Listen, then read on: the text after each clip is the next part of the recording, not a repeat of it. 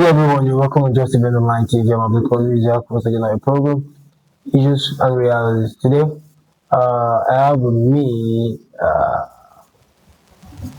a journalist, a public affairs analyst, and also a tutor who will be speaking to us on the state of things, the crisis that stands today. We might find a way to go into politics if time permits us. But first, we want to discuss the most pressing social issue in Kwara State today, which is insecurity. I think about this time last week, we had the news of the return of the kidnapped rural victims who were released, rescued, freed, as you may try to spin it, but we don't have what like. I think the semantic nature of their release or free or I mean freedom or rescue is not obvious to each and everyone. But what is important is that something has happened in that regard. The people are now back with their family members, and I mean, as we say prevention is better than cure. Nobody wants something like that to occur again. But that didn't happen in isolation. What will interest you is that it happened in conjunction with an incident in Niger State.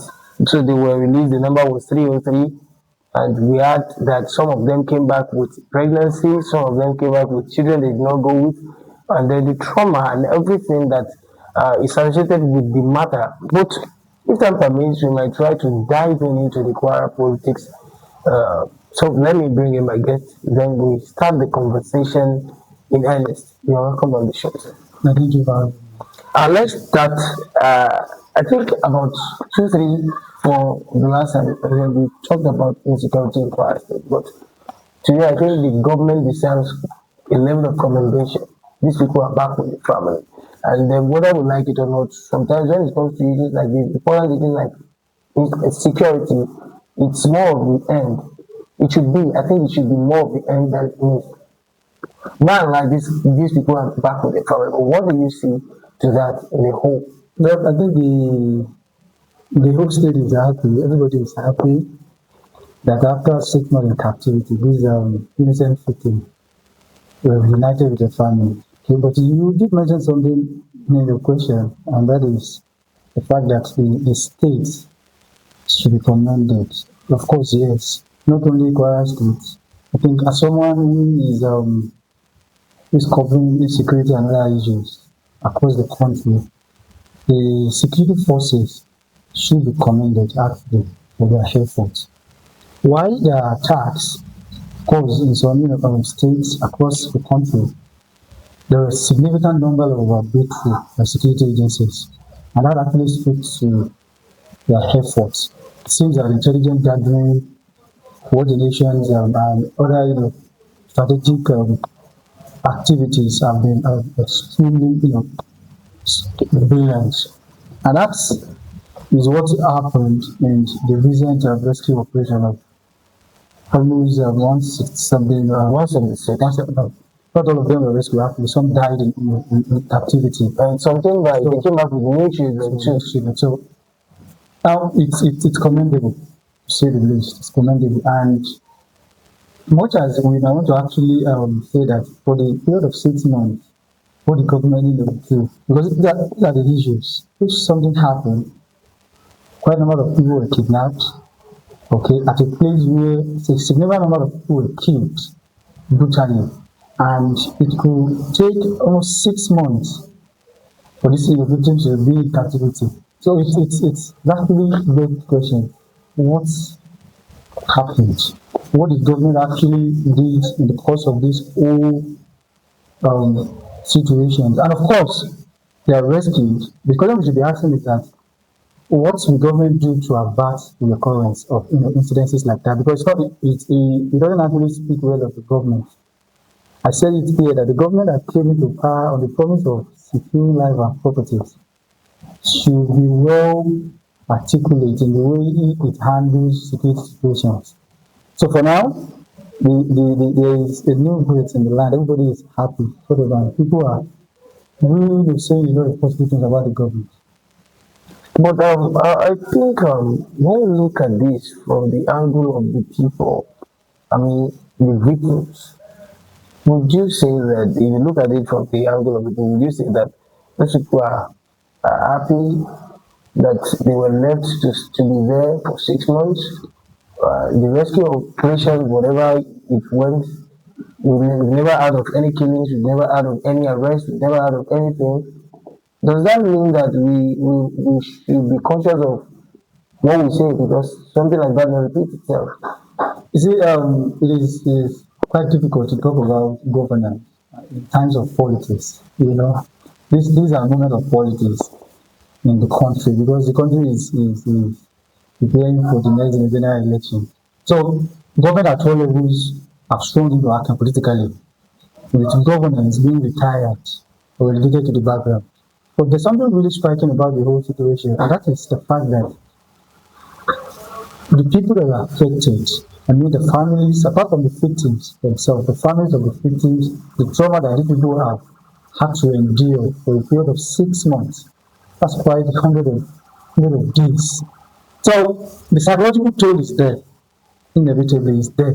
And the fact that because I said people are happy, of course, people are happy to see their neighbors, their families, and all of that returns to them. Okay? But the question lies into what exactly was the effort of the government in ensuring, because they said that what we just had was that these people were released. Circumstances surrounding their release were not released. We didn't know what happened. We didn't know how the coordinated operation was executed. Whether terrorists were kidnapped, I mean, were arrested in the course of, or some of them killed, we didn't know. And as some government officials, they were giving positive opinions around this. They said that operational secrecy might be very much important because it is important to safeguard the lives of victims. Because all of these terrorists are on social media. They see what government are doing. As a matter of fact, they are tech savvy. I mean, they are more tech savvy than the government. So they are technologically inclined than the government that is even touting itself to secure life and properties. So at least in one way, we might say that maybe the authorities are trying to be very clever.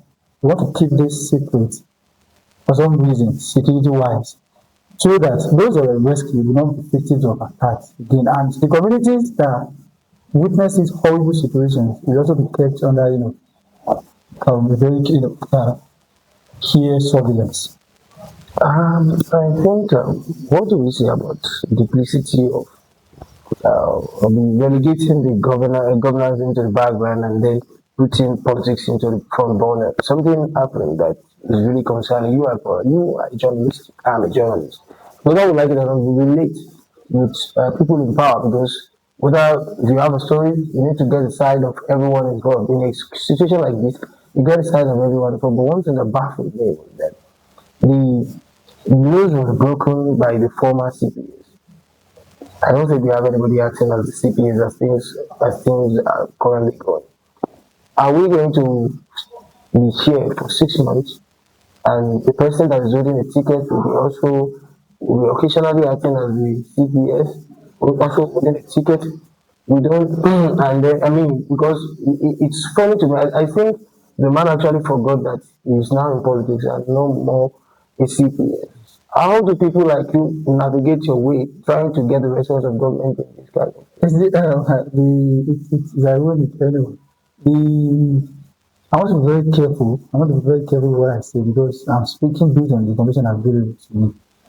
You said you saw the information from Everybody, the first person that broke the news was the former the CPS. person that was late to the news. I think it was the former essay to the No, governor. the first person. So it's okay now. Okay. That's by the way. Is it there are a lot of issues unresolved. Okay? And the more we tend to understand the situation at hand, the more we get provoked to ask more questions. So you get carried away like, oh, the news was very something he wanted to take the glory. When I saw the news, it's like that of only kidnapping.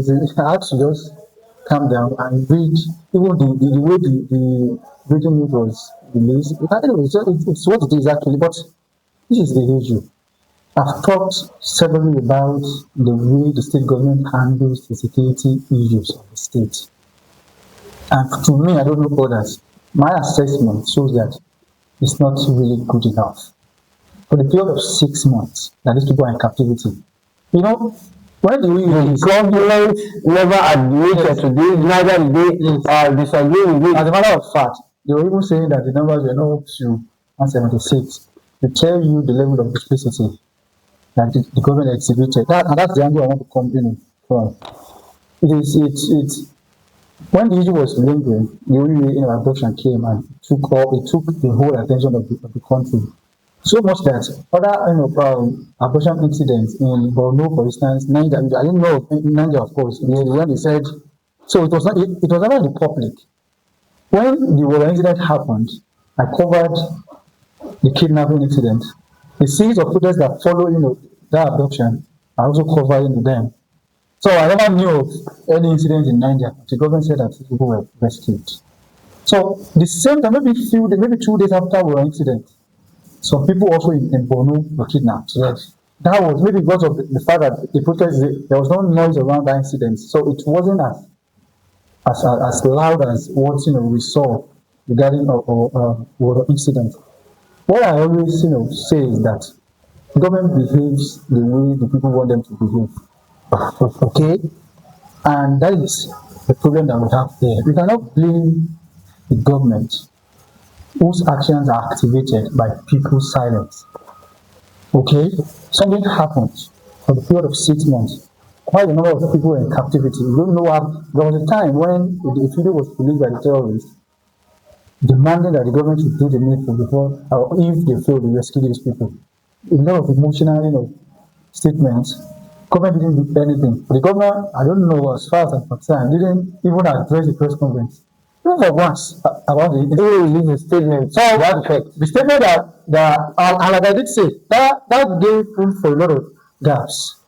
People that were not empowered to release statements on issue of short magnitude came to the public and became emergency spokespersons because the chief executive officer was missing.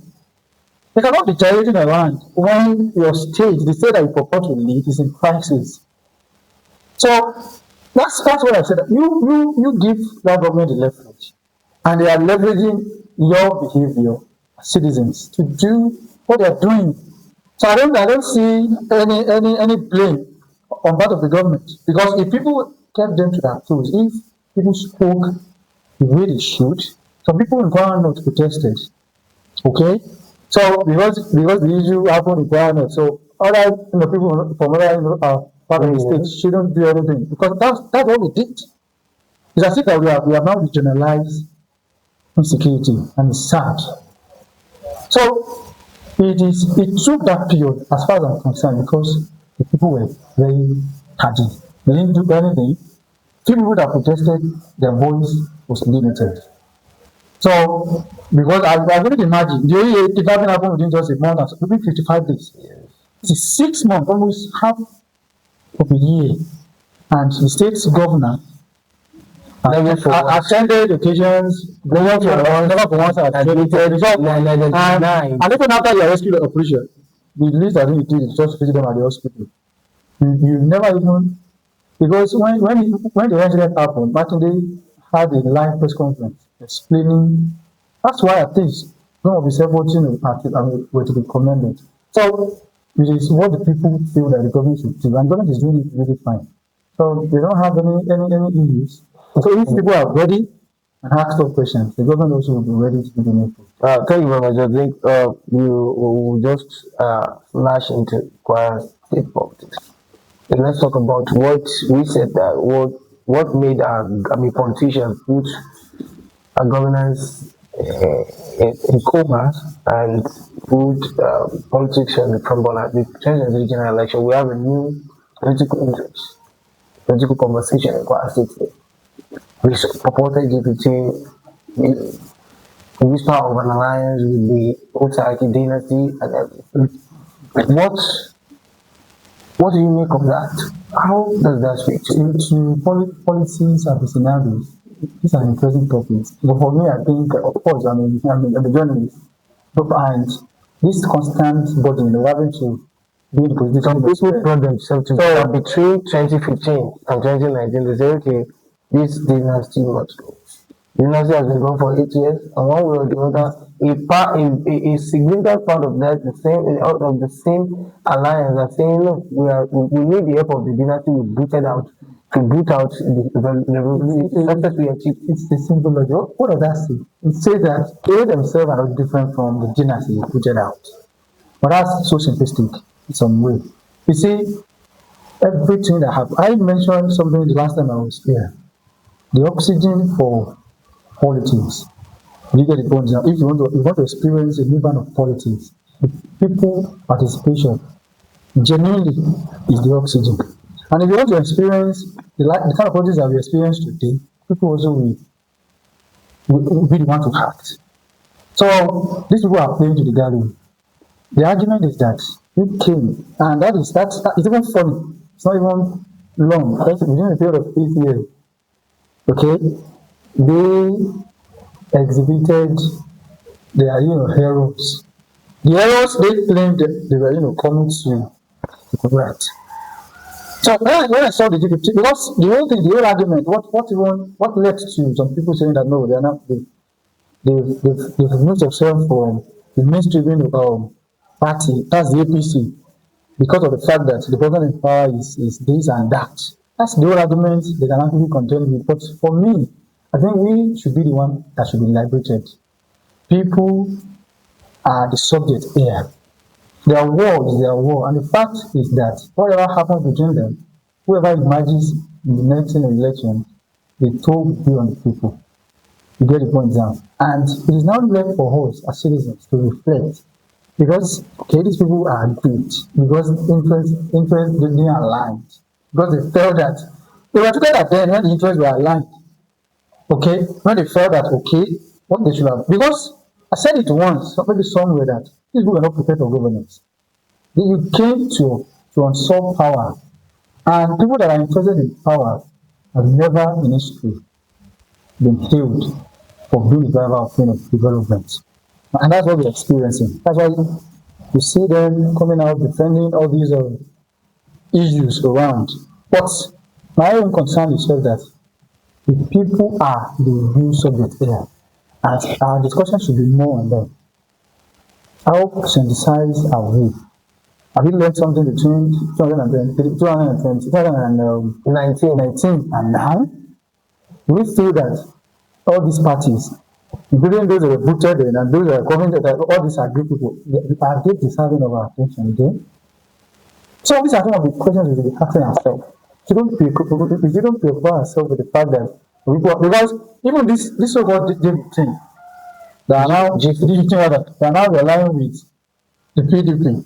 You ask them what they have for the people. What do they have for the people? So the loan, the government said that, so that means it's camp also. You ask them also that, okay, why do they, because the kind of politics that we play is such that if we have a chance to be in power to just to ensure that we perpetuate ourselves in that power, regardless of who is affected. So now, if we're not talking about parties having issues because interests are not really united, maybe we don't have interests that are aligned. Of what relevance is that to the people who are supposed to be in front of governance.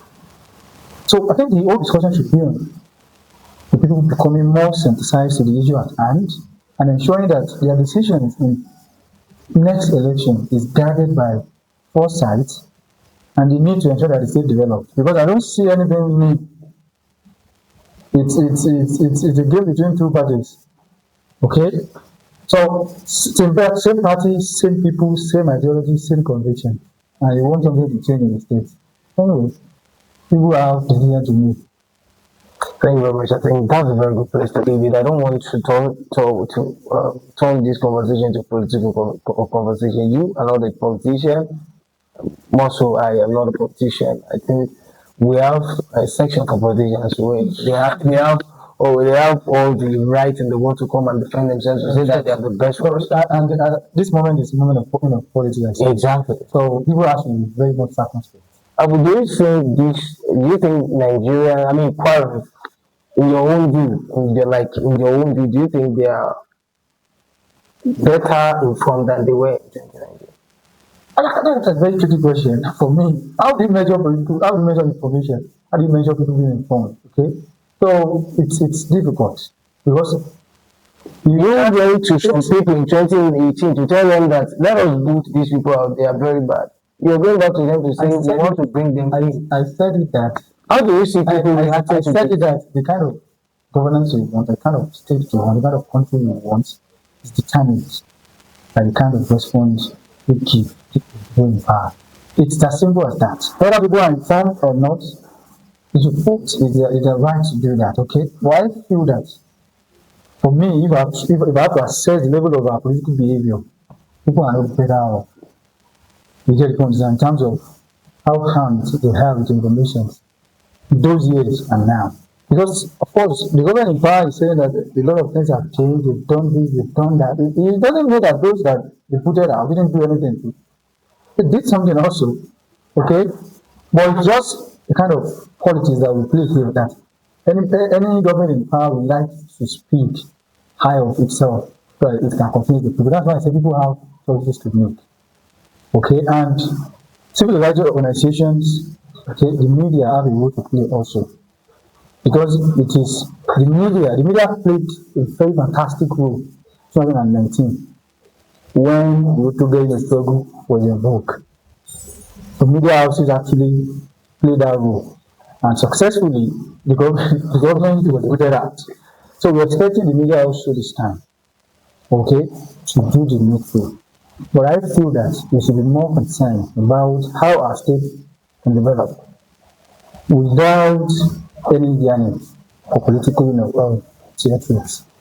Thank you very much once again. Thank you very much, our viewers. I remember that was Malam Abdulkabir Hambali, a journalist, a public affairs analyst, an environmental activist. Did I get that right? Anyway, Yeah, thank you very much, our viewers. I remember myself Abdulkabir Isiaq once again. Do have a lovely day. See you next week. thank you.